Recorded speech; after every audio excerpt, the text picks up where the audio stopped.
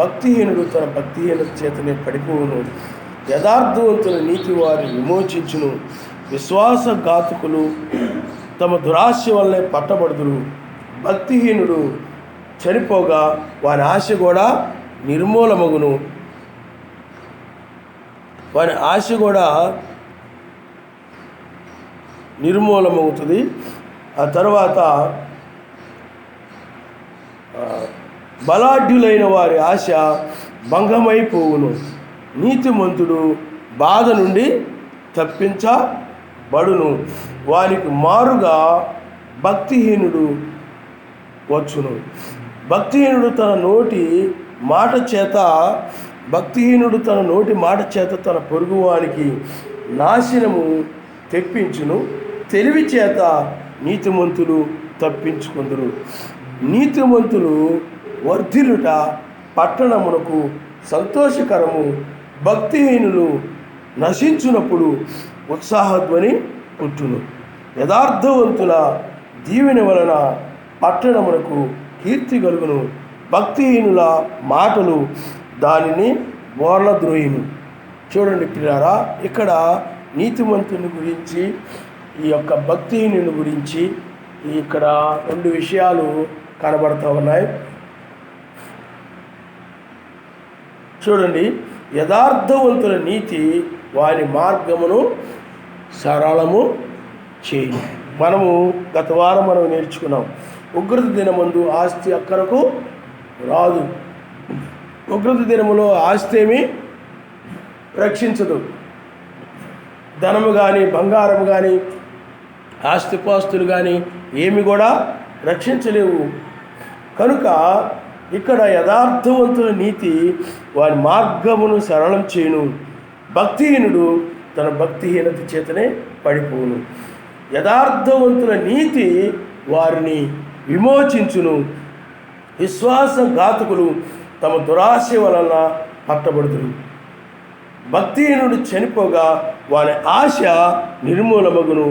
బలాఢ్యులైన వారి ఆశ భంగమైపోవును. ఇక్కడ భక్తి కలిగిన వాడు, లేకపోతే నీతిమంతుని యొక్క నీతి అతడు విమోచిస్తుంది. ఇప్పుడు నీ నీతే నీ శరీరాన్ని ఏం చేస్తే చెప్పండి, విమోచిస్తుంది. నీవు ఆయన వాక్య ప్రకారంగా నడవడమే నీతి. ఆ వాక్య ప్రకారంగా నడుస్తూ ఉన్నప్పుడు ఆ నీతి కలిగిన నీ జీవితమే నీ శరీరాన్ని ఏం చేస్తే చెప్పండి, విమోచించి మహిమ శరీరంలోనికి తీసుకుని వెళ్తాను.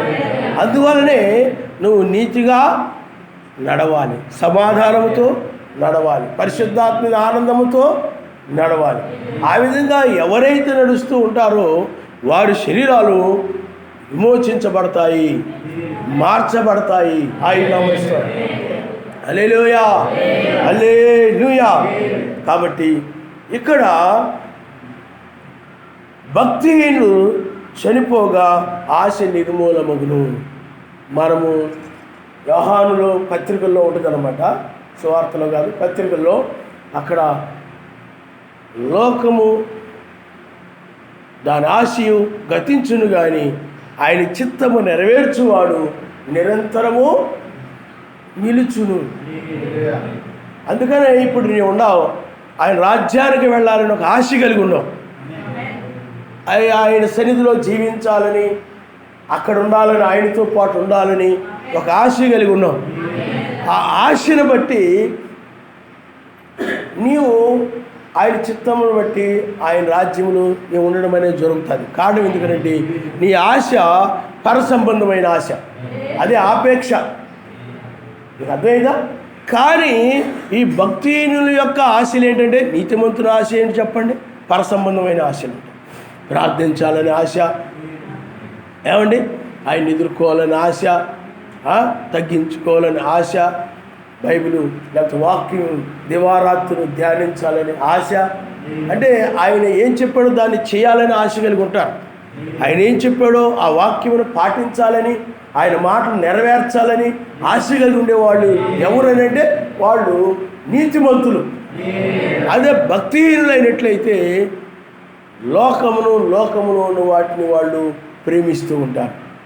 అందుకనే లోకంలో ఉన్నదంతా శరీరాశ, నేత్రాశ, జీవోడంబము, ఇవి తండ్రి వల్ల పుట్టినవి కావు.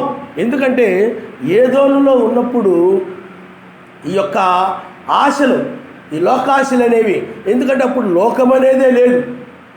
ఆ ఏదోనులో ఆదాము అవ్వలు అక్కడ ఉన్నారు. ఆ మరణకరమైన వృక్షం ఉంది, అది లోకానికి సాదృశ్యంగా ఉంది.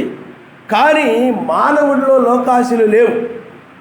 వాళ్ళు సర్వశక్తిమంతుడిని ఆరాధించేవారుగా, ఆయనతో సహవాసము కలిగిన వారుగా వాళ్ళు ఉన్నారు. ఆయన నామనిస్తారు. హల్లెలూయా. కానీ ఎప్పుడైతే ఆజ్ఞ అతిక్రమించారంటే సర్పం యొక్క మాట విని, భక్తిహీనుడి యొక్క మాట విని, ఎందుకంటే వాడిని బట్టే భక్తిహీనులు అయిపోతారు, సాతానుని బట్టే భక్తిహీనులు అయిపోతారు. వాడు పరలోకంలోనే భక్తిహీనుడు. వాడిని బట్టి ఆ భక్తిహీనుడి యొక్క మాటలు వినడం వలన వారికి ఆత్మీయంగా నాశనం వచ్చేసింది, ఆ భక్తిహీనుడి మాట వినడం వలన.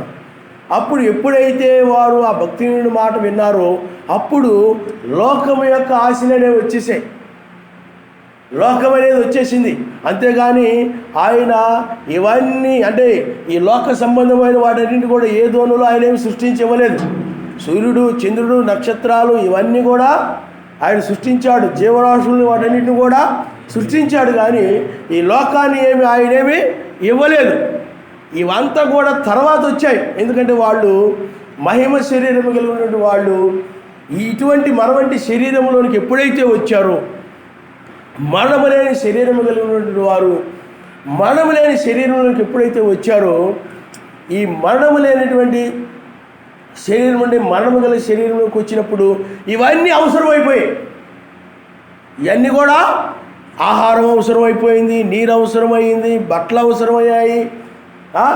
ఆ తర్వాత ఒక వర్షం వచ్చినా కానీ, తుఫాన్లు వచ్చినా కానీ, ఎండలు వచ్చినా కానీ నివసించడానికి గృహాలు ఇవన్నీ అవసరమయ్యాయి. కాబట్టి ఈ శరీరం యొక్క అవసరాలను బట్టి ఈ లోకమంతా వచ్చేసింది, ఈ లోకమంతా వచ్చేసింది. అందుకని ఈ లోకమంతా తండ్రి వల్ల పుట్టింది కాదు. వాళ్ళ ఆజ్ఞ అతిక్రమించడం వలన వారి యొక్క ఆశలను బట్టి, అంటే ఆకలి అనేది ఒక ఆశ, తినాలనే ఆశ, త్రాగాలనే ఆశ, ధరించుకోవాలని ఒక ఆశ, ఆ వస్తువు కొనుక్కోవాలనే ఆశ, డబ్బు సంపాదించుకోవాలనే ఆశ. ఏమండి, అలాగా ఈ లోక సంబంధించిన ఆశలన్నీ కూడా వాళ్ళకి ఈ వర్షం వస్తుంది కాబట్టి, ఎండలు వస్తున్నాయి కాబట్టి, తుఫాన్లు వస్తున్నాయి కాబట్టి, ఈ చెట్లు కింద కాకుండా మనం ఒక ఇల్లు కట్టుకుంటే బాగుంటుంది, ఆ విధమైన ఆశ, ఆ విధమైన ఆశలన్నీ కూడా వచ్చేసాయి. అవన్నీ వచ్చేసాయి తర్వాత. అందువల్ల అప్పుడు ఈ లోకమంతా ఏర్పడింది. ఈ యొక్క పెద్ద పెద్ద ఆకాశం ఎత్తు, కోట్లాది రూపాయలు నిలువ చేసేటువంటి పరిశ్రమలు, ఫ్యాక్టరీలని, అవన్నీ ఇవన్నీ దేనికంటే ఆ వస్తువులు తయారు చేయడం కోసం, మనుషుల అవసరాల కోసమే. ఇవన్నీ కూడా చెప్పుల ఫ్యాక్టరీ ఉందనుకోండి, మనుషుల అవసరాల కోసం, ఏదైనా కూడా మనుషుల యొక్క అవసరాల కోసమే ఇవన్నీ కూడా వచ్చేసాయి. అయితే ఈ లోకంలోనూ తినడం అనేది అవసరమే, త్రాగడం అనేది అవసరమే, కానీ ఇవి శాశ్వతం కాదు. ఇవి శాశ్వతం అనేది కాదు. ఈ విద్య ఇవన్నీ కూడా నువ్వు బట్టలు ధరించుకోవడము, లేకపోతే ఆహారం తినడము, ఒక గృహాన్ని కలిగి ఉండడము, లేకపోతే నీవు ఆ యొక్క లోక సంబంధ వస్తువులు కలిగి ఉండడం అవసరాన్ని బట్టి. అందుకని బైబిల్లో ఎక్కడ కూడా మీరు ఆశలు కలిగి ఉండని చెప్పలేదు. ఎక్కడ కూడా బైబిల్లో అవసరాల గురించే బైబిల్ చెప్పింది. ఆయన నామమున హల్లెలూయా. అంటే క్రైస్తవులకి ఏం చెప్పింది చెప్పండి? అవసరములు, పరిశుద్ధుల అవసరాల్లో మీరు పాలు పొందండి అని ఆయన నామమున హల్లెలూయా. కాబట్టి ఈ ఆశలు అనేవి లోకములకు ఆ విధంగా వచ్చి, ఈ విధంగా పట్టణాలు, గ్రామాలు, పెద్ద పెద్ద దేశాల కింద ఇవన్నీ కూడా ఏర్పడిపోయాయి. అయితే ఇవి శాశ్వతము కాదు. అందువలన ఇప్పుడు సర్వశక్తిమంతుడు ఇప్పుడు వచ్చి ఆయన ఏం చేస్తాడంటే సెకండ్ కమింగ్లో, ఎందుకంటే ఈ శరీరంలో ఉన్నాం కాబట్టి, ఈ శరీరంలో ఉన్నటువంటి మనము బ్రతకడానికి అన్ని అవసరం కాబట్టి, ఎందుకంటే ఈ అవసరమే బ్రతకడానికి అవసరము కాబట్టి వాటిని ఇంతకాలం ఉంచుతూ వచ్చాడు ఆయన. పట్టణాలు, ఈ వస్తువులు, ఆహారము, బట్టలు ఇవన్నీ కూడా ఉంచుతూ వచ్చాడంటే మానవుడికి ఏమి కావాలో ఈ శరీరంలో ఉన్నాడు కాబట్టి, మరణమైన శరీరంలో ఉన్నాడు కాబట్టి ఏమి కావాలో వాటిని ఆయన ఈ భూమి మీద అలాగే ఉండనిచ్చాడు. ఎందుకంటే నువ్వు బ్రతకాలి, నువ్వు ఆరాధించాలి, ఆయన స్తుతించాలి, ఆయన మహింపరచాలంటే ఏముండాలి చెప్పండి? ఇవన్నీ కూడా ఉండాలి. నువ్వు తిండి తింటేనే కదా మరి ఆయన నువ్వు ఆరాధించగలిగేది, ఆ శక్తి. అయితే ఇవన్నీ కూడా ఆత్మ సంబంధమైన దానికి ఛాయగా ఉన్నాయి. ఇవన్నీ కూడా దేనికి ఛాయగా ఉన్నాయి చెప్పండి? ఆహారం ఉంది, పరలోక సంబంధమైన మన్నా, వాక్యమే ఆహారం, వస్త్రములు, అలాగే నీతి వస్త్రాలని, ఇవన్నీ మనకు అర్థమవడం కోసము ఈ శరీర సంబంధమైన ఎలాగైతే ఈ శరీరానికి అవసరమో ఆత్మ సంబంధమైనవి కూడా ఆత్మ సంబంధమైన అంతరంగ పురుషుడికి అవసరమని మనకు అర్థమవడానికి ఇవన్నీ ఉంచుతూ వచ్చాడు ఆయన. హల్లెలూయా, హల్లెలూయా. అయితే ఈ సెకండ్ కమింగ్లో ఆయన ఏం చేస్తున్నాడనంటే ఇక ఇవన్నీ కూడా నాశనం చేసేసి, అంటే ఈ తాత్కాలికమైన దాన్ని నాశనం చేసి ఈ లోకాశలు కలిగినటువంటి ఈ యొక్క ప్రపంచాన్ని, లేకపోతే పట్టణాలను, వీటిని నాశనం చేసి ఒక నూతనమైన దాన్ని తీసుకొని రావాలని, అంటే శాశ్వతమైన దాన్ని తీసుకొని రావాలని ఇప్పుడు ఆయన రంగం మీదకి వచ్చాడు. ఆయన నమస్కారం. హల్లెలూయా, హల్లెలూయా. ఇప్పుడు ఇవి నాశనం కాబోతున్నాయి కాబట్టి వీటిని ఆయన అణుబాంబుల చేత నాశనం చేయబోతూ ఉన్నాడు. కాబట్టి ఇప్పుడు నీవు వీటి మీద ఇక మనసు పెట్టే సమయం ఇది కాదు. సొదొమ గొమొర్రా పట్టణాలు ఎలాగైతే అగ్నితో కాల్చివేయబడ్డాయో, ఎరుకో ఆ పట్టణం అగ్నితో ఎలాగైతే ఆ కోటలు అవన్నీ కూడా ఎలాగ కాల్చివేయబడ్డాయో, ఆ గోడలు కూల్చివేయబడ్డాయి, ఆ కోటలు ఏమైపోయినాయి చెప్పండి? అగ్నితోటి కాల్చివేయ.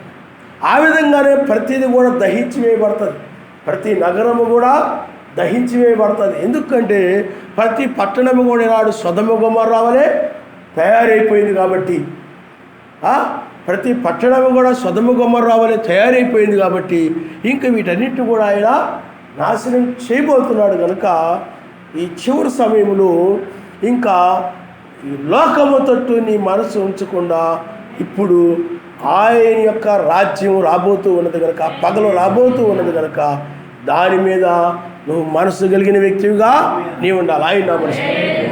హల్లెలూయా. ఈ శరీరంలో ఉన్నంతకాలం ఇవి అవసరమే, నీకు అర్థమైందా? అవసరమే. కానీ నీవు వీటి మీద కాకుండా మనస్సు నీవు ఆయన మీద పెట్టుకోవాలి. అంటే శాశ్వతమైన దాని మీద, నిత్య రాజ్యం మీద నీ మనసును స్థిరముగా ఉంచాలి. ఆయన నా మనసు.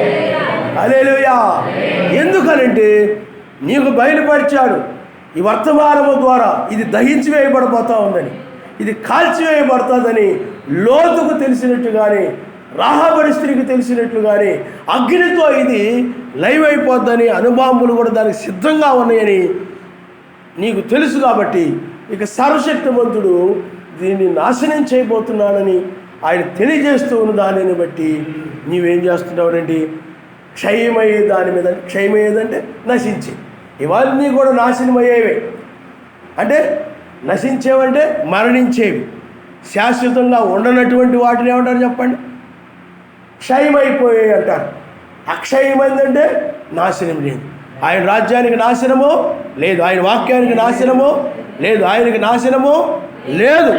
అందువల్ల ఇప్పుడు నీవు నాశనము లేని దాని మీద నీవు మనసు కలిగి ఉండాలంటే అక్షయమైన దాని మీద మనసు కలిగి ఉండి ఈ నశించే దాని మీద మనసును నీవు కలిగి ఉండకూడదు. ఆయన నామమున హల్లెలూయా, హల్లెలూయా. అంటే ఇప్పుడు నీ హృదయము ఆయన వైపు తిరుగుతుంది. అంటే రెబెకా యొక్క హృదయం ఎలాగైతే తిరిగిందో ఇస్సాకు వైపు నీ హృదయం కూడా, అందుకనే హృదయంలో వేకువ నక్షత్రం ఉదయించడం అంటారు. వేకువ నక్షత్రం ఏదో ప్రకృతిలో తూర్పును ఉదయించడం కాదు, నీ హృదయంలో ఉదయించడం. ఇప్పుడు నీ హృదయంలో ఉదయించడం ద్వారా నీ హృదయాన్ని ఈ వేకువ నక్షత్రం ఏం చేస్తుంటే మేల్కొల్పుతుంది. ఇప్పుడు మేల్కొల్పడం అంటే ఎక్కిరమ్మని పిలవడం, ఎక్కిరమ్మని పిలవడం అంటే ఇది అంతం కాబోతుంది, నాశనం కాబోతుంది, నువ్వు పైకి వచ్చేసేయి, ఇది ఉండదు, ఈ పట్టణాలు ఉండవు అని చెప్పడం. దానిని బట్టి నీ మనసు ఏమైపోతుందంటే అలాగే నీ హృదయము ఆయన వైపు తిరిగిపోతుంది. ఈ లోకం వైపు కాకుండా ఆయన వైపు తిరుగుతాం. ఆయన నామనిస్తాం. హల్లెలూయా, హల్లెలూయా. మన శరీరం మార్పు పొందే వరకు మనకి ఈ శరీరంలో ఉన్నాం కాబట్టి మారే వరకు కూడా మనకి ఈ లోకములు అవసరమైనవి ఉన్నాయి చూసారా, అవి మనం ఎత్తబడిన తరువాత ఈ విద్య, ఈ యొక్క సమస్తం యొక్క వస్త్రములు, ఈ ఆహారములు, ఈ యొక్క వస్తువులు, ఈ ధనము, ఈ పేరు ప్రఖ్యాతులు సమస్తము కూడా నాశనం చేయబడతాయి. ఆయన హల్లెలూయా, హల్లెలూయా. అందుకనే లోకము దాని ఆశ ఆయన వల్ల పుట్టింది కాదు కనుక అందుకనే వాళ్ళ ఆశలు ఏమైపోతాయనంటే నెరవేర్చబడం. వాళ్ళు ఏమనుకుంటారు, ఈ లోకంలో మనుషులందరూ బాగా సంపాదించుకోవాలా, కోటీశ్వరులు అయిపోవాలా, మా కొడుకులు లేకపోతే మా మనవాళ్ళు వాళ్ళు తరతరాలు బాగా డబ్బున్నోళ్ళు అయిపోయి అలా స్థిరంగా ఉండిపోవాలా, ఈ ప్రపంచం అలాగే ఉండదు అనుకుంటారు వాళ్ళు. కానీ ఒక్కసారి ఏమైపోతుంది చెప్పండి, వాళ్ళ ఆ యొక్క వధువు ఎత్తబడిన తర్వాత మోషేయులు వస్తారు, భయంకరమైన ఉగ్రత వచ్చేస్తుంది. అప్పుడు వాళ్ళ ఆశలన్నీ కూడా ఏమైపోతాయి, భంగమైపోతాయి. ఇలా అనుకుంటారు లోకంలో, అలా అనుకుంటారు. అలా ఏదో గొప్పోళ్ళైపోవాలనుకుని ఎన్నో ఆశలు కలిగి ఉంటారు లోకంలో మనుషులు. ఒక్కొక్క ఆశలు కలిగి ఉంటారు లోకంలో మనుషులు. ఆ ఆశలన్నీ ఏమైపోతాయి చెప్పండి. మన ఉక్రెయిన్లో యుద్ధం వచ్చినప్పుడు ఆ లోకంలో అక్కడ ఉన్న పట్టణంలో వాళ్ళు ఎన్నో ఆశలు పెంచుకొని ఉండొచ్చు. అలా చేయాలి, ఇలా చేయాలి, అలా ఎదగాలి, ఎలా ఎదగాల, అలా గొప్పోళ్ళు అయిపోవాలా. కానీ ఒక్కసారిగా యుద్ధం వచ్చేటప్పటికి ఏమైపోయింది చెప్పండి, వాళ్ళు అనుకున్న ఆశలన్నీ పోయి ఆ పట్టణాలు వదిలిపెట్టి ప్రాణాలతో ఉంటే చాలు అనుకుని ఆ ప్రాణాలు కాపాడుకోవడం కోసం ఆ పట్టణాన్ని వదిలిపెట్టి పారిపోయింది. అందువల్ల భక్తిహీనుడు ఏం చేస్తాడనంటే లోకమును నమ్ముకుంటాడు, లోకాశలు కలిగి ఉంటాడు, లోకాశల్ని కలిగి ఉంటాడు. కానీ భక్తి పరుడైనట్లయితే, నీతిమంతుడైనట్లయితే అతడు పరసంబంధమైనటువంటి ఆ యొక్క రాజ్యమునికి చేరాలని, ఆ రాజ్యమును ప్రవేశించాలని ఆశలు కలిగి ఉంటాడు. ఆయన హల్లెలూయా, హల్లెలూయా. అందువల్ల ఈ చివరి సమయంలో చూడండి, ఇక్కడ వాక్యం ఏం చెప్తుందనండి, నీతిమంతుడు బాధ నుండి తప్పింపబడును. పైన వచనం చూస్తే మనం భక్తిహీనుడు చనిపోగా వారి ఆశ నిర్మూలమగును, బలాఢ్యులైన వారి ఆశ భంగమైపోవును, నీతిమంతుడు బాధ నుండి తప్పింపబడును. ఆయన నామనిస్తాడు. హల్లెలూయా. అందుకనే ఆయన నీ నీతిని నువ్వు కలిగి ఉన్న ఆయనతో ఉన్న సమాధానాన్ని, పరిశుద్ధాత్మ ఆనందాన్ని చూసే తీసుకెళ్ళిపోతాడు. ఎందుకంటే ఆయన రాజ్యం అలాంటిది కాబట్టి అలాంటి వారిని ఆయన తీసుకుని వెళ్తాడు. కాబట్టి నువ్వు అలాంటిది కలిగి ఉంటేనే ఎత్తబడతావు. అందువల్లే బైబిల్ ఇప్పుడే కాదు ఆనాడే చెప్పింది, ఏమని, ఏమి తిందురా, ఏమి త్రాగుదురా అని ప్రాణమును గుర్చేయను, శరీరము గుర్చేయను మీరు చింతించుకుడి. మీరు చింతించడం వలన మీ ఎత్తు మూడు ఎక్కువ చేసుకోనలేరు. కాబట్టి నా రాజ్యమును, నా నీతిని మీరు మొదటగా వెతకండి, అప్పుడు మీకు ఏమైనా కావాలంటే దానితో పాటు అనుగ్రహించబడతాయని చెప్పాడు ఆయన. హల్లెలూయా, హల్లెలూయా. అయితే నువ్వు ఈ యొక్క అవసరాలలో, ఈ శరీరంలో ఉన్నాం కాబట్టి అవసరాల్లో పాలు పొందిన దాని అంతటి కూడా ఆయన ఏం చేస్తాడంటే ప్రతిఫలాన్ని ఇస్తాడు. ఆయన నామనిస్తాడు. హల్లెలూయా, హల్లెలూయా. ఎందుకంటే నువ్వు ఈ శరీరంలో ఉండి మంచి పనులు చేసావు కాబట్టి ఆకలితో ఉన్నవారికి నువ్వు భోజనం, రోగిగా ఉన్నవారిని పరామర్శించావు, వస్త్రము లేని వస్త్రాలు ఇచ్చావు. ఏమంటే చెరసాల్లో ఉన్నారు, ఇబ్బందుల్లో ఉన్నారు, రకరకాల పరిస్థితుల్లో ఉన్నారు, నీవు వారిని ఆదరించావు. ఏం అవసరమే కదా మరి శరీరంలో ఉన్నావంటే. కాబట్టి అన్నిటికి కూడా ఆయన ఏం చేస్తాడు చెప్పండి, ఆయన నువ్వు చేస్తున్నట్టే కాబట్టి అన్నిటికి కూడా ఆయన ప్రతిఫలాన్ని ఇస్తాడు. ప్రవక్తను చేర్చుకున్నవాడు ప్రవక్త యొక్క ప్రతిఫలాన్ని, నీతిమంతుని చేర్చుకున్నవాడు నీతిమంతుని యొక్క ప్రతిఫలాన్ని పొందుతాడు. ఒక గ్లాసు నీళ్ళు ఇచ్చినప్పుడు అది ఏది కూడా వ్యర్థమైపోదు, ప్రతిఫలం ఇవ్వబడుతుందని వాక్యం చెప్తుంది ఆయన. హల్లెలూయా. అందుకనే ఆ రోజుల్లోనే వాళ్ళు ఏం చేశారంటే వాళ్ళు కలిగి ఉన్న దానిలో పిల్లరా శ్రేష్టమైనది, ఉన్నతమైనది ఒకటి ఉన్నదని చెప్పి మనం చూస్తే బైబిల్లో శ్రేష్టమైనది, ఉన్నతమైనది ఒక స్వాస్థ్యం ఉన్నదని వాళ్ళ ఆస్తిని కోల్పోవడం సంతోషంగా ఒప్పుకున్నారు ఆయన నామనిస్తాడు. ఎందుకంటే కలగబో బహుమానం ముందు వాళ్ళు దృష్టించారని. ఎవరు మోషే కూడా ఏం చేశాడు చెప్పండి? కలగబోవు బహుమానం మీద దృష్టించి ఆయన కోసం ఏదైనా విడిచిపెట్టడానికి వెనుకడుగు వేయరు. అలాగే పరిశుద్ధుల కొరకు ఏదైనా చేయడానికి వెనకడుగు వేయరు. ఎందుకంటే శ్రేష్టమైనది నీకు ఉన్నదని నువ్వు నమ్ముతున్నావు కాబట్టి ఆయన నామనిస్తాడు. హల్లెలూయా. దీనికంటే శ్రేష్టమైనది ఒకటి ఉన్నది, ఆయన నామనిస్తాడు. హల్లెలూయా, హల్లెలూయా. కాబట్టి పిల్లారా, అందుకని ఇక్కడ భక్తిహీనుడు తన నోటి మాట చేత తన పొరుగు వానికి నాశనము తెప్పించును. ఈనాడు భక్తిహీనులు చాలామంది క్రైస్తవులు మనం చూస్తూ ఉంటాం. వాళ్ళు ఈనాడు వాక్యములకు తప్పుడు అర్థాలు చెప్పి, పిన్నరంగారి సంఘాల్లో కూడా వాక్యముల గురించి తప్పుడు అర్థాలు చెప్పి, తప్పుడు భావాలు చెప్పి, ఒకరైతే ముగ్గురిని చెప్పి, ఏమండి ఆ విధంగా 1963లో రెండో రాకడ జరగకపోతే రెండో రాకడ జరిగిందని చెప్పి రకరకాలుగా ఉన్నారు. వీళ్ళందరూ కూడా భక్తిహీనులు. ఈ భక్తిహీనులు ఏమైపోతారు చెప్పండి? తన పొరుగువానికి నాశనమును, వాళ్ళ యొక్క మాటలు నాశనమును తెప్పించును. అందుకని ఆయన వాక్యము ఎప్పుడు కూడా అది నీతిని దయచేస్తుంది, ఉగ్రత నుండి తప్పిస్తుంది. అదే భక్తిహీనుని యొక్క మాట ఏం చేయాలి చెప్పండి?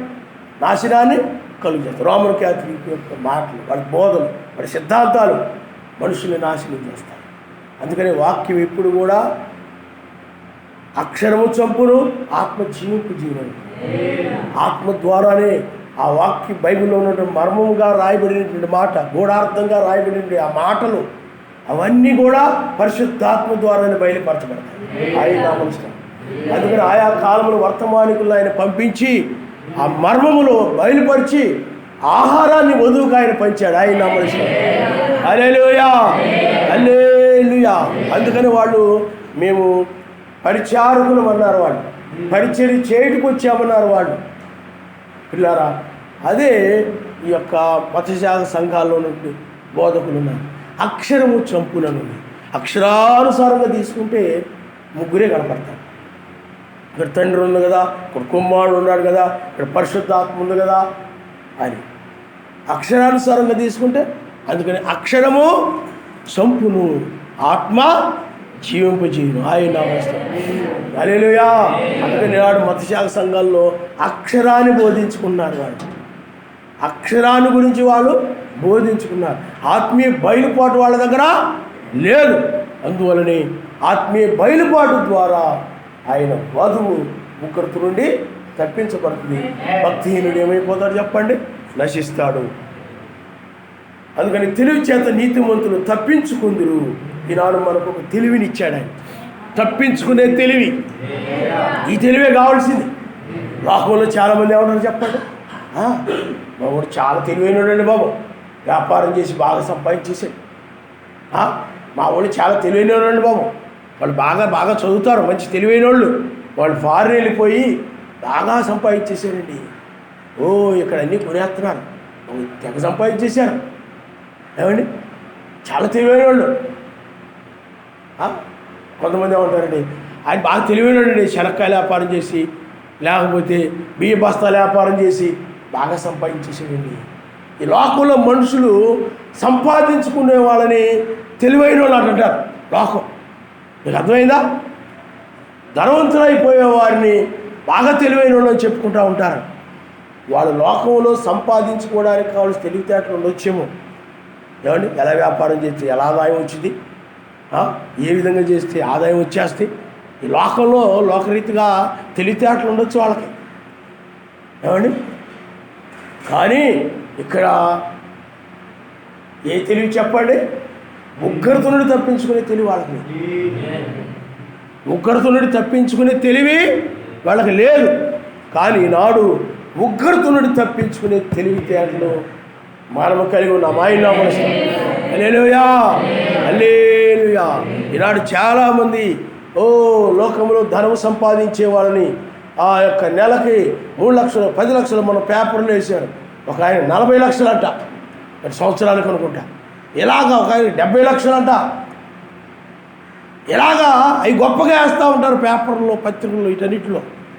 అవి తెలివి, వాళ్ళు ఎంతో తెలివైనవారు కాబట్టి అంతంత ఆ లక్షలాది రూపాయలు జీతాలు ఇచ్చేస్తున్నారు, లేకపోతే లక్షలాది రూపాయలు సంపాదించుకుంటున్నారు తెలివైన వాళ్ళు అని చెప్పుకుంటూ ఉంటారు. లోకంలో టీవీలో చెప్తూ ఉంటారు, పేపర్లో రాస్తూ ఉంటారు, ఓహో ఎంత తెలివితేటలు అని. కానీ వాళ్ళ దగ్గర ఉగ్రత నుండి తప్పించుకునే తెలివి లేదు. మనము కలిగి ఉన్నాం. హల్లెలూయా, హల్లెలూయా. ఉగ్రత నుండి తప్పించుకునే తెలివి.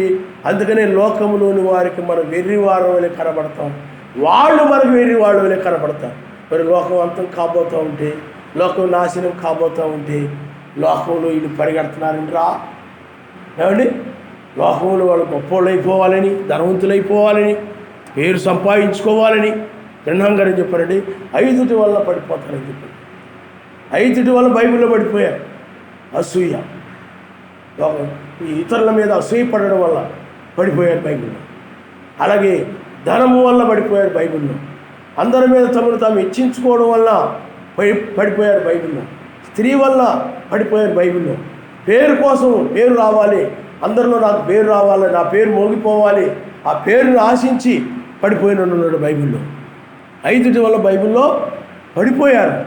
కాబట్టి పిల్లారా, ఆయన వధువు మాత్రము వీటికి విరుద్ధంగా ఉంటుంది. ఆయన నామస్తు అంటే ఆమెలో అసూయ ఉండదు, ఆమెలో ధనాపేక్ష ఉండదు, ఆమెలో గర్వం ఉండదు, ఆమె లోకంలో ఏదో పేరు, మనుషులు ఏదో పేరు రావాలని పేరును ఆశించేమి చేయదు.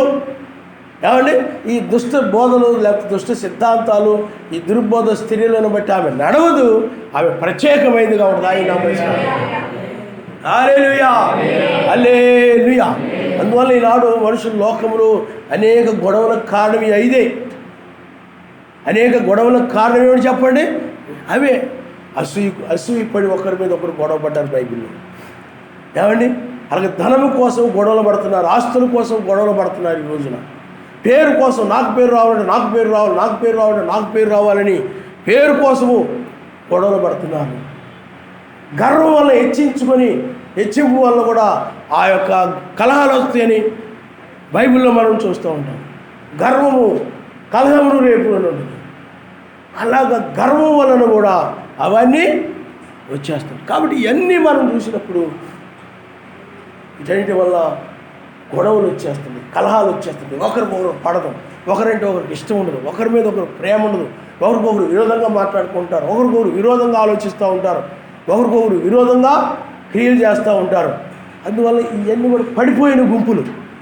కానీ నిజమైన వధువు ఉన్నది ఆమె పిల్లారా తెలివి చేత ఆమె వాటిల్లో ఆమె ఏటిలో కూడా చిక్కుపడకుండా ఆమె ఆయన యొక్క ప్రేమ కలిగి ఆ వాక్యమును నెరవేర్చుకుంటూ వెళ్ళిపోతుంది. ఆయన నమస్కారం.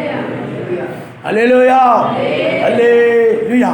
కాబట్టి పిల్లారా, అందుకని అంటున్నాడు ఆయన, నీతిమంతులు వర్ధిల్లుట పట్టణమునకు సంతోషకరము, భక్తిహీనులు నశించినప్పుడు ఉత్సాహధ్వని పుట్టును. ఇప్పుడు చూడు, నీతిమంతులు వర్ధిల్లుట పట్టణమునకు సంతోషము. ఇప్పుడు నీతిమంతులైనటువంటి వారు, నీతి సమాధానము. ఎందుకంటే నీతిమంతుడు అంటే ఎవరు? ఆయన నమ్మేవారే నీతిమంతులు. ఆ నీతిమంతులు ఆ సమాధానము, ఆ పరిశుద్ధాత్మ ఆనందం కలిగి ఉండడం వలన ఆ షాలేము రాజు అనే పట్టణానికి సంతోషకరం. ఆయన మనిషి ఆ షాలేము రాజు సంతోషిస్తూ ఉంటాడు. నీతిమంతుడు వర్ధిల్లుట. దేంట్లో వర్ధిల్లుతుంటాడు చెప్పండి? నీతిలో, నీతి క్రియలు కలిగి ఉంటాడు, సమాధానములో వర్ధిల్లుతూ ఉంటాడు. రోజుకి ఏమైపోతాడు చెప్పండి?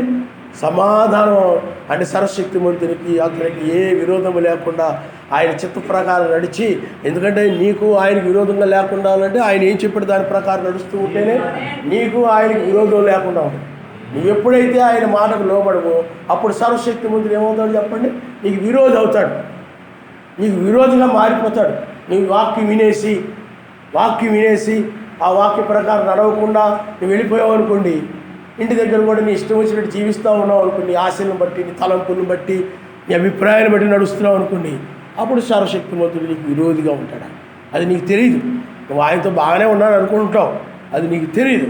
కాబట్టి ఆ సమాధానము, ఆయన ఏం చెప్పాడు దాన్ని నెరవేర్చడం ద్వారానే ఆ సమాధానం అనేది వచ్చేస్తుంది. అప్పుడు ఆయన బట్టి ఆనందిస్తూ ఉంటాం అన్నమాట.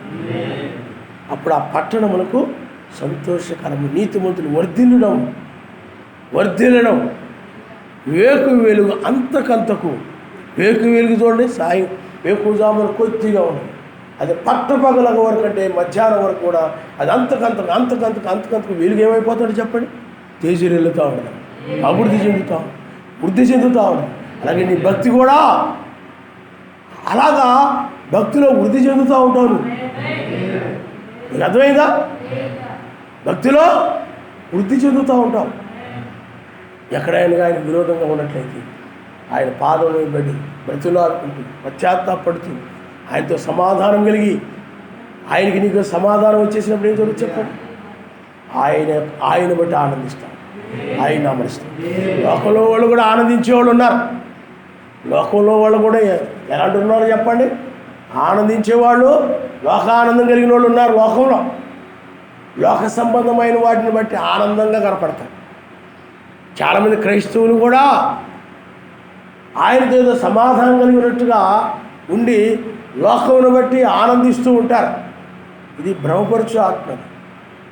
కానీ పరిశుద్ధ ఆత్మ కలిగిన వ్యక్తి ఏం చేస్తాడనండి, ఆయన సన్నిధిలో ప్రతి విషయంలో కూడా సమాధానపడి ఆ విధంగా ఆయన చిత్తమంతా కూడా నెరవేరుస్తూ ఉన్న దాన్ని బట్టి అప్పుడు ఆనందము, ఆ సంతోషము. అందుకనే ఇక్కడ ఆ పట్టణమునకు సంతోషకరము అంటే, ఆ పట్టణం అంటే నీవే, ఈ శరీరమే ఆ పట్టణం, ఈ శరీరమే ఆ పట్టణం. కాబట్టి ఈ పట్టణానికి, ఈ శరీరం అనే ఆలయానికి ఏం కలుగుతుంది చెప్పండి, సంతోషము కలుగుతుంది. ఆయన అంటే నీ హృదయం ఏ విషయంలో అయితే దోషారోపణ చేస్తూ ఉందో, ఇదిగో నువ్వు బుధవారం ప్రార్థన రావట్లేదను, లేకపోతే నువ్వు ఆదివారం ప్రార్థన రావట్లేదను, లేకపోతే నువ్వు ఆ వాక్య ప్రకారం నడవట్లేదను, లేకపోతే నువ్వు ఏ విషయంలో అయితే హృదయం దోషారోపణ చేస్తూ ఉన్నావు, అప్పుడు నువ్వు దాన్ని సమ్మతపరుచుకొని ఆయన చిత్త ప్రకారం నడుస్తూ ఉన్నావు అనుకోండి, నువ్వు నిరంతరం ప్రార్థన చేయడం లేదు, హృదయం దోషారోపణ చేస్తుంది అనుకోండి, దాన్ని నువ్వు ఆయన దగ్గరికి వెళ్ళి ఆయన నన్ను క్షమించిన ఆయన, నేను ఆ విధంగా చేయడం లేదు, నిరంతరం నేను ప్రార్థన చేస్తాను ఆయన. అప్పుడు నువ్వు ఎప్పుడైతే నిరంతరం ప్రార్థన చేస్తుంటావో నీకు ఆనందం వచ్చేస్తుంది. ఆయన నమ్మేస్తుంది. పశ్చాత్తాపడి ఆజ్ఞలు నెరవేర్చకుండా ఉండేవాళ్ళు ఉంటారు చాలామంది. ఎల్లప్పుడూ ప్రార్థన చేయలేదనుకోండి, నాయన నన్ను క్షమించిన, ఎల్లప్పుడూ ప్రార్థన చేయట్లేదు, ఇక నేను ప్రార్థన చేస్తాను నాయన అని ఆయన సన్నిధిని ఏం చేస్తారంటే ఒప్పుకుంటారు. ఒప్పుకొని పశ్చాత్తాపడి ఒప్పుకున్న తర్వాత మనం ప్రార్థన చేయాలి. అప్పుడు నువ్వేం చేయాలి, ప్రార్థన చేయాలి ఎల్లప్పుడూ. అంటే వీళ్ళు ఎప్పటికి కూడా ఫలించరు అన్నమాట. వీళ్ళు పశ్చాత్తాపడుతూ ఉంటారు. వీళ్ళని ఏమంటారంటే బుద్ధి లేని కనిక అంటారన్నమాట. ఎలగడం ఆరిపోవడం, పశ్చాత్తాపడడం, మరలా వాక్యం మీరిపోవడం, పశ్చాత్తాపడడం మీరిపోవడం. అదేమైపోతుంది చెప్పండి, బుద్ధి లేని కనిక. బుద్ధి కలిగిన కనిక ఏం చేస్తున్నాడు, ఒకసారి వెలిగిస్తే నేను ఎల్లప్పుడూ ప్రార్థించమని అన్నా అనుకోండి, ఎల్లప్పుడూ ఎంతవరకు నేను ప్రార్థించకుండా ఉన్నాను ఆయన, నాకు సహాయం చేయి, నేను ప్రార్థిస్తాను ఆయన. ఆమె వెలిగించబడింది ఆ మాట, వాక్యమే వెలుగు, వెలిగించబడగానే అది ఇంకా అలాగా ఆరిపోకుండా కొనసాగుతుంది అనమాట ఆ ప్రార్థన. ఆయన మనసు హల్లెలూయా. అది బుద్ధి కలిగిన కనికంటే. బుద్ధి లేని కనిక ఏం చెప్పండి, పశ్చాత్తాపడడం, ఆరిపోవడం, వెలుగుతుంది ఆరి. ఈ బుద్ధి లేని కనికలు విడవబడతారు. అది వాక్యం అలా చెప్తుంది. నువ్వు అలా ఉన్నావంటే నువ్వు విడిచిపెట్టబడతావు, నువ్వు ప్రమాదంలో పడిపోతావు. బుద్ధి కలిగిన కన్యకని ఒక మాట విన్నావంటే, ఒక వాక్యం విన్నావంటే అది కంటిన్యూగా నువ్వు నెరవేర్చుకుంటూ వెళ్ళిపోవాలి. ఆయన నమ్మకం. హల్లెలూయా. వెలుగుతూ ఉండాలి ఆ మాటల్లో, ఆ వాక్యంలో నువ్వు ఆ నడవడమే వెలుగుతూ ఉండడం, ఆ వాక్యమును పాటించడమే వెలుగుతూ ఉండడం. ఆ విధంగా ఎవరైతే వెలుగుతూ ఉంటారో వారి కోసమే ఆయన వచ్చాడు. వారే అలాగా వెలుగుతూ ఉండేవారే ఈ నీతి, సమాధానం, పరిశుద్ధాత్మ ఆనందాన్ని పొందుకోగలుగుతారు. ఆయన నమ్మకం. హల్లెలూయా, హల్లెలూయా. అందుకని నీతిమంతులు పిల్లారా ఆ విధంగా సమాధానం పొందుతారు. సమాధానం పొందడం వలన అక్కడ ఏం జరుగుతుంది చెప్పండి, లోకము చనిపోవడం జరుగుతుంది. ఈరోజు చనిపోతాడు. అప్పుడు ఆయనకి నీకు మధ్య సమాధానం. ఎందుకంటే సర్వశక్తిమంతుని యొక్క వాక్య ప్రకారంగా నడవనీయకుండా లోబడనివ్వకుండా చేసేవాడు ఎవరంటే సాతానుడే. వాడు ఏదో విధంగా నేనేం చేస్తాడండి, ఆయన వాక్యాన్ని పాటించలేకుండా చేస్తాడు.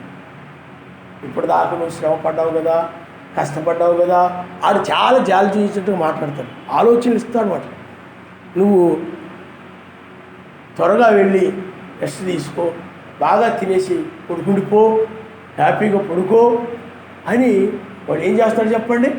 నీకు అలాంటి ఆలోచనలు ఇస్తాడు అన్నమాట సాతాను. ఆ వాక్యాన్ని పాటించలేకుండా చేస్తుంది. పరిశుద్ధాత్మైనట్లయితే ఇతరులు కూడా అలాగే శ్రమపడి ఆయన వాక్యాన్ని పాటించారు, నెరవేర్చారు. అర్థమైందా? కష్టపడి ఆ విధంగా నెరవేర్చారు. నీవు కూడా ఆయన వాక్య ప్రకారం నడువు, జీవించు. అది పరిశుద్ధాత్మ నిన్నేం చేస్తుందంటే పరిశుద్ధాత్మ ఒత్తిడి చేసి ఆయన సన్నిధికి నిన్ను నడిపిస్తూ ఉండదు. ఆయన హల్లెలూయా, హల్లెలూయా. అందువల్ల పిల్లారా, ఎప్పుడైతే నీవు ఆ విధంగా ఆయన వాక్యం మీద నిలబడ్డావో అప్పుడు సాతానుడు ఏమైపోతాడు చెప్పండి? చంపబడతాడు. సాతానుడు ఏమైపోతాడు చెప్పండి? నేను విడిచిపెట్టి వెళ్ళిపోతాడు. అప్పుడు నీవు ఆయన సమాధానం కలిగి ఉంటారు. ఆయన హల్లెలూయా. అంటే నీ జీవితంలో సాతానుడు యొక్క ఇన్వాల్వ్మెంట్ ఉండదు, వాడి పాత్ర ఉండదు. ఇక అర్థమైందా? వాడి యొక్క పాత్ర ఉండదు. ఇంకా ఆయనే పాత్ర కలిగి ఉండి ఆయనే నీ జీవితంలో భాగస్వామిగా ఉండి ఆ వాక్య ప్రకారంగా నిన్ను నడిపిస్తూ ఉంటాడు. ఆయన హల్లెలూయా, హల్లెలూయా. అదే అంతకుముందు వాడు సాతానుడు వాక్యానికి విరోధంగా నిన్ను నడిపించేవాడు. ఆయనకి నీకు మధ్య పాపమట్టు వచ్చేది కాబట్టి ఆయనకి నీకు మధ్య సమాధానం అనేది ఉండేది కాదు. ఎప్పుడైతే ఆయన సన్నిధిలో ఒప్పుకుంటామో, ఆయన వాక్య ప్రకారం నడుస్తామో, అప్పుడు సాతానుడు ఏం చేస్తాడండి? నిన్ను విడిచిపెట్టి వెళ్ళి అప్పుడు నీకు ఆయనకి మధ్య సమాధానం. ఆయన హల్లెలూయా, హల్లెలూయా. అందువల్ల చివరి వరకు కూడా జాగ్రత్తగా ఉండాలి. ఎత్తబడే వరకు కూడా నీవు ఈ శరీరంలో ఉన్నంతకాలం జాగ్రత్తగా ఉండాలి. మహిమ శరీరంలో మారిపోతే మాత్రం ఎవడేం చేయలేడు. మహిమ శరీరంలో మారిపోయారు అనుకోండి, శరీరం మహిమ శరీరంగా మారిపోయింది అనుకోండి, సాతానుడికి కానీ మరణానికి కానీ దేనికి కూడా నీకు మీదగా అధికారం ఉంది, పైకి కొనుకోబడదు. కాబట్టి పిల్లారా, నీతిమంతుడు వర్ధిల్లుట పట్టణమునకు సంతోషకరము. భక్తిహీనులు నశించినప్పుడు ఉత్సాహధ్వని పుట్టును. మనం ఎత్తబడిన తరువాత భక్తిహీనులు నాశనం చేయబడతారు. భక్తిహీనమైన లోకం, ఈ పాపులు, ఈ గర్విష్ఠులు మొత్తం కూడా నాశనం చేయబడతారు. అప్పుడు ఉత్సాహము కలుగుతుంది. ఆయన హల్లెలూయా. ఎందుకంటే అపవాదికి సంబంధించిన మనుషులు, వాడి ఇష్ట ప్రకారం నడిచిన మనుషులు సమస్తము కూడా ప్రమాదంలో పడిపోతారు. చాలా భయంకరమైన పరిస్థితి చేస్తుంది. వాడు 1000 ఏళ్ళు బంధించబడతాడు. వాడు బంధించబడతాడు కాబట్టే 1000 సంవత్సరాలు భూమి మీద పాపం అనేది ఉండదు. ఈనాడు భూమి మీద పాపం ఉండడానికి కారణం సాతానుడే, వాడే, ఆ దయ్యమే. వాడు ఎప్పుడైతే బంధించబడతాడో ఇంకా 1000 ఏళ్ళు భూమి మీద పాపం ఉంది. మరలా వాడు ఎక్కువ పడతాడు, మరలా ఇంకొక యుద్ధం వచ్చేస్తాయి. అందుకని కొంతమంది జనులు ఉంటారు. కాబట్టి పిల్లారా, వాళ్ళు మరలా సాతాను ప్రవేశిస్తారు. తర్వాత 1000 ఏళ్ళ పాలన తర్వాత ఆయన రాజ్యం ఉంటుంది, మిగతా కొన్ని రాజ్యాలు కూడా ఉంటాయి. వాళ్ళు వచ్చి ఆ యొక్క జీవవృక్షం యొక్క స్వస్థత కొరకు ఆడ వస్తారు. స్వస్థత అంటే సమాధానం. ఆయన హల్లెలూయా. స్వస్థత అంటే ఏమిటి చెప్పండి? సమాధానం. అందుకే నిత్య స్వస్థత, నిత్య సమాధానం, ఆత్మీయ స్వస్థత అంటారు దాన్ని. ఆత్మీయ స్వస్థత. ఆయనకి నీకు మధ్య పాపం ఉన్నప్పుడు, ఆ పాపాన్ని నువ్వు విడిచిపెట్టినప్పుడు ఆయనకి నీకు మధ్య సమాధానం కలుగుతుంది. ఆ సమాధానమే స్వస్థత. నిత్య స్వస్థత అంటే నిత్య షాలోం, అంటే నిత్యము స్వస్థత పొంది ఉంటారు. అంటే నిత్యం ఇంకా ఆయన సమాధానం కలిగి ఉంటారు ఆ రాజ్యంలో. అది నీవు ఇప్పుడు కొనుక్కోబడబోయే ముందుగా అట్టి సమాధానంలోకి వెళ్ళాలి. ఆయన నామం ఇష్టం. హల్లెలూయా. అందువల్ల నువ్వేం చేయాలనండి, ఎల్లప్పుడూ కూడా ప్రార్థన చేయడమే. నీది మర్చిమైనవన్నీ కూడా నీలో నుండి పోయి ఆ నీతి, సమాధానం, పరిశుద్ధాత్మ ఆనందాన్ని పొందుకోవాలనంటే విన్న వాక్యాన్ని బట్టి నాయన ఈ లోకం నుండి నువ్వు విడిపించు నాయన. ఆ నీతి, సమాధానం, పరిశుద్ధాత్మ ఆనందాన్ని నాకు దయచేయి నాయనని నిరంతరము ప్రార్థన చేసుకుంటేనే తప్ప, ఎల్లప్పుడూ ప్రార్థన చేసుకుంటేనే తప్ప, లేకపోతే ఆ శరీరం మాట. అర్థమైందా? మర్త్యమైన శరీరం అమర్త్యమైన శరీరంగా మారదు.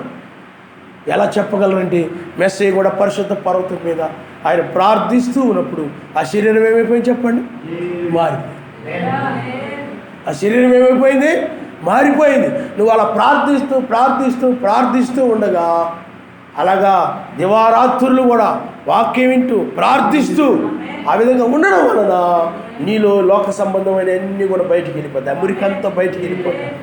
మురికంతా కూడా బయటికి వెళ్ళిపోతాయి. ఆ చెత్త అంతా నీ హృదయంలో చెత్త అంతా, చెత్త ఆలోచనలన్నీ, ఆ దురాలోచనలన్నీ, అసూయతో కూడిన ఆలోచనలన్నీ, మొత్తం గర్వంతో కూడిన ఆలోచనలన్నీ, మొత్తం కూడా లోక ఆలోచనలు, లోకాశలు అన్నీ కూడా నీళ్ళతో కూడితే మురికేలాగా వెళ్ళిపోద్దు. అలాగా నీ హృదయం నుండి మొత్తము ప్రార్థన వలన బయటికి వెళ్ళిపోయి విన్న వాక్యాన్ని అలా పొందుకుంటాను. హల్లెలూయా, హల్లెలూయా. అందువలన ఏ ఒక గంటో అరగంటో ప్రార్థన చేసుకుంటున్నాలే సరిపోదులే, తృప్తి పడుతున్నావంటే అది సరైన భక్తి కాదు.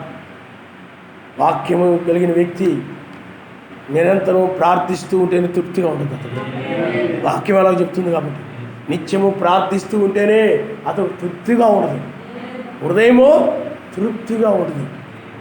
అది ఒక గంట అరగంట చేసుకొని చాలా ప్రార్థన చేసినట్టుగా చాలే చాలా ప్రార్థన చేసేసాను అనుకుంటుంటారు. చూసారా? వాళ్ళు ప్రమాదంలో పడిపోతారు. వాళ్ళు మార్పు చెందరు. వాళ్ళు మర్త్యమైన దాని నుండి అమర్చితలోనికి రాలేరు. నీతి, సమాధానం, పరిశుద్ధాత్మ ఆనందంలోనికి రాలేరు. కారణం ఎందుకనండి? వారు ప్రార్థన లేకపోయింది. ప్రార్థన అందుకని నేను ఎప్పుడు కూడా ఎల్లప్పుడూ నిత్యము ఎడతెగగా ఆయన చెప్పాడు కాబట్టి నీవు ఎడతెగగా నువ్వు ప్రార్థన చేస్తావు.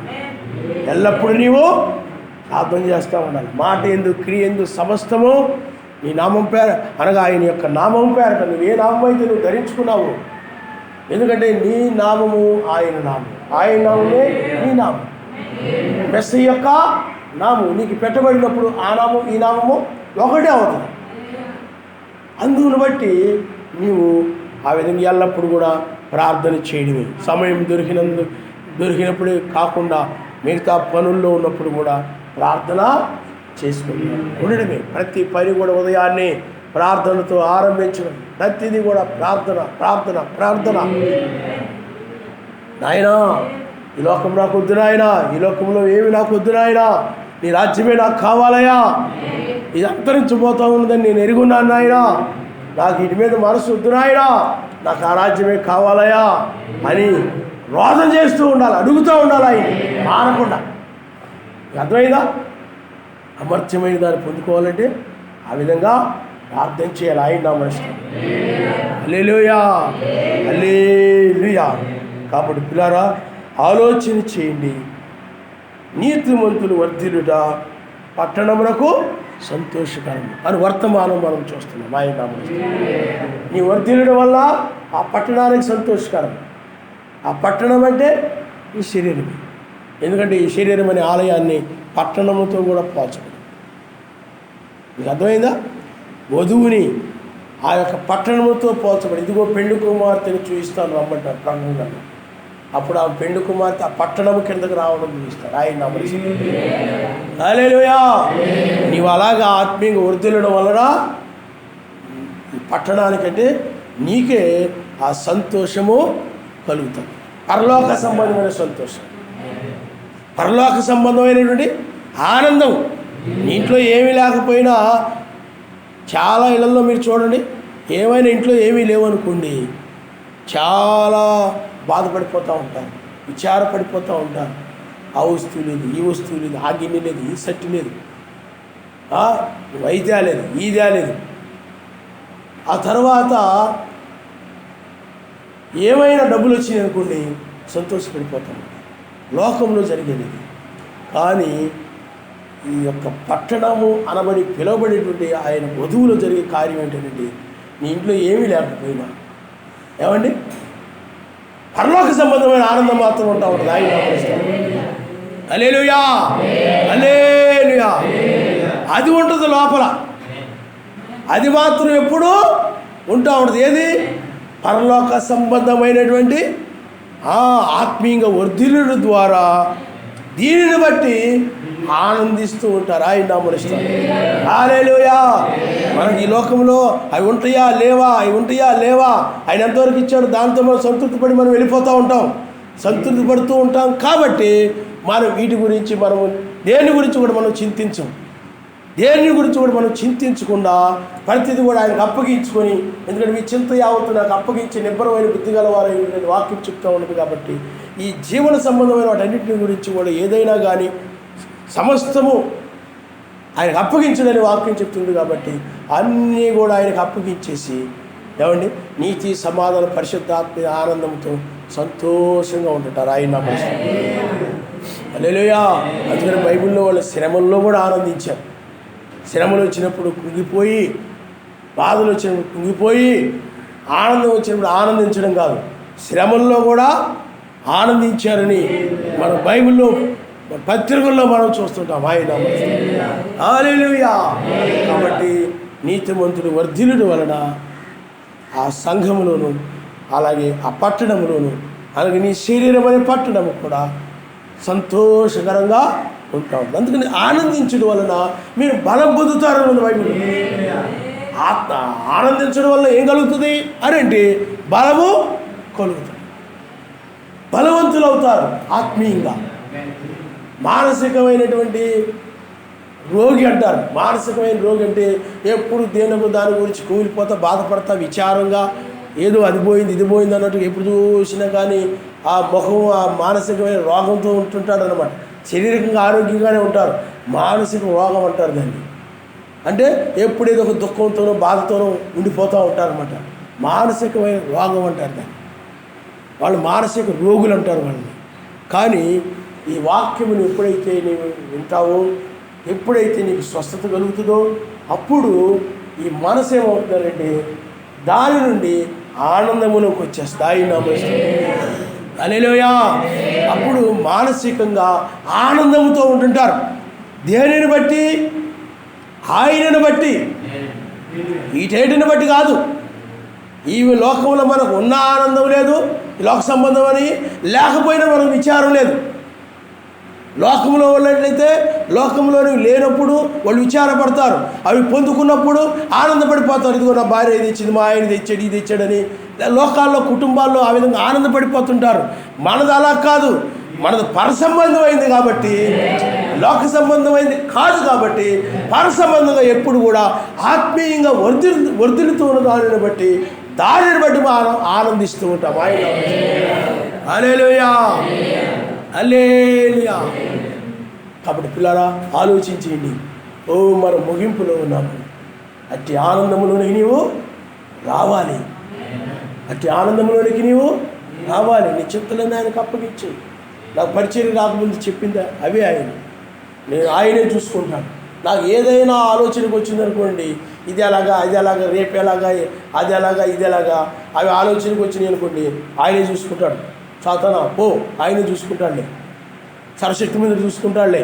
అన్నీ ఆ ఆలోచనకు వచ్చేది యావే ఈరే ఆయనే చూసుకును అని అన్నీ కూడా ఆయనకు అప్పగించేసి స్తుతిస్తూ ఉండడం జరుగుతుంది, మహింపరుస్తూ ఉండడం జరుగుతూ ఉంటుంది.